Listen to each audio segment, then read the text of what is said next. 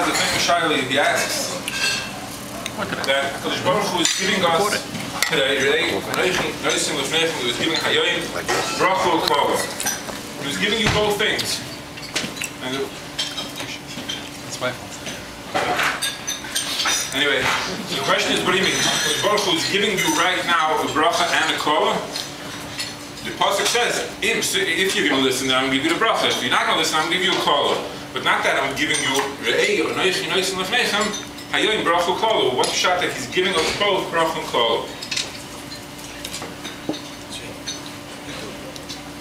Sakmi Rebbe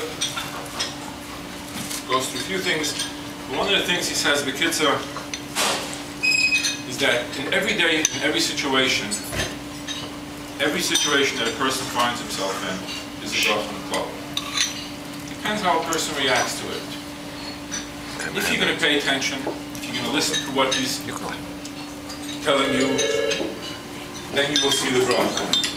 If you're not going to pay attention to anything that the bracha says, then no matter what, as much wealth as a person can amass, as much as anything that a person can amass, anything that a person thinks is going to happen, will definitely always be a call. Because we'll always complain, we'll always have something that's a problem. At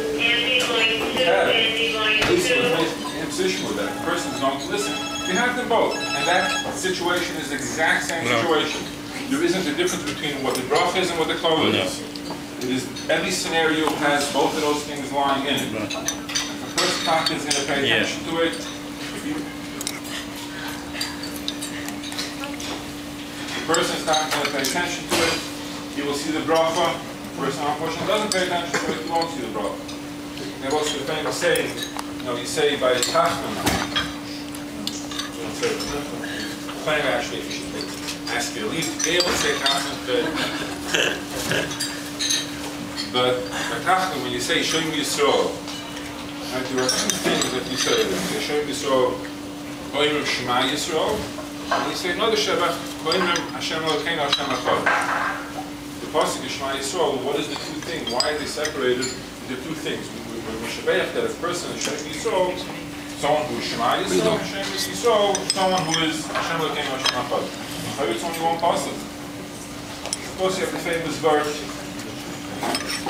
that there are two things involved. The union of Emunah, Hashem Elokeinu Hashem Echad, Shem Yisrael, the person who believes Hashem Elokeinu Hashem Echad, Kodesh Baruch Hu watches over them. There's another very important nekuda. This nekuda is what we're going to speak about shortly. The meaning of Shema Yisrael. Now the Gemara brings down some places what Shema Yisrael. Shema Yisrael means, you'll see all the art scrolls, all of them always, everybody always defines the word Shema as means here. We don't pass it like that. We happen not to pass it like that. The Gemara says actually, you pass Shema means to understand. Right? The Gemara has the machlokes, but you have to hear what you have to say. We pass it, you do not have to hear what you have to say. The word Shema actually means to understand. For some reason, I don't know why, this they took out that Shema comes to be here. One time I heard a verb, that Shema Yisrael, if Baruch Hu watches over somebody, that Shema Yisrael, that understands another person's needs. The person, you know what he needs, you have a feel for what he needs. You understand exactly what each individual Yisrael is. He's recording. That even comes before Hashem Elokeinu Hashem Echad. That's the first Shem Yisrael. Daf Hashem B'Sivim Daf. I'm sure you've had the resume. I know these days they should start hearing. You have the resumes and you have the background checks and you have the FBI looking out for everybody. It goes on and on. But there are a few things that you have to understand about that you just married in. This I can tell you. You have an understanding of what a person is. No matter when you come, no matter what you need, they're already prepared for what you might think you might want. You already have everything prepared. I heard a famous verse, the Shatzai has a declared. The famous Shaila, Shatzai has the shofar. It says if a person was already into the mitzvah of shofar, he can blow for another one shofar. And he brings many, many different ayahs as to why you're allowed to blow shofar, coming up to El, comes up to many, many ayahs, even if you're into the mitzvah, blowing the shofar. Motzei Shabbos, comes out that it's not clear, it's not a problem, and you can go with somebody else, even if you're yoytz and mitzvah on a problem. My son was learning the sugya many years ago, so he doesn't understand this. It says, a person cannot help somebody else in yoytz and mitzvah shaycha. And the first thing he would do is be mavachal on his own mitzvah. Meaning, in the famous places, that person who has a mitzvah, his toya has her up on it. I've heard this many times when I lived in the Luft in front of the Rafa.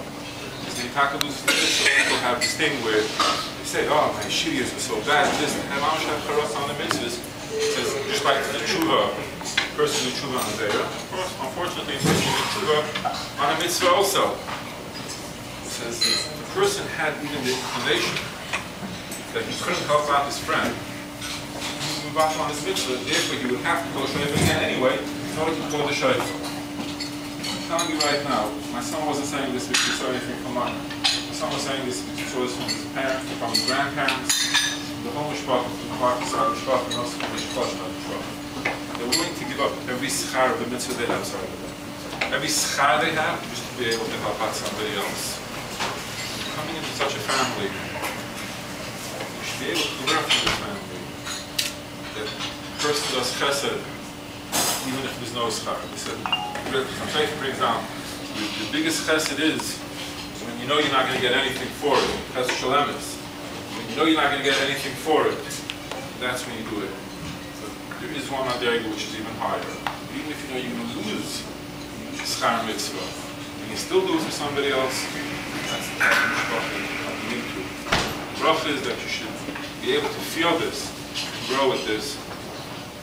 Go ahead. Shmulick, we still have 15 minutes. I know. He's hungry, he wants to eat.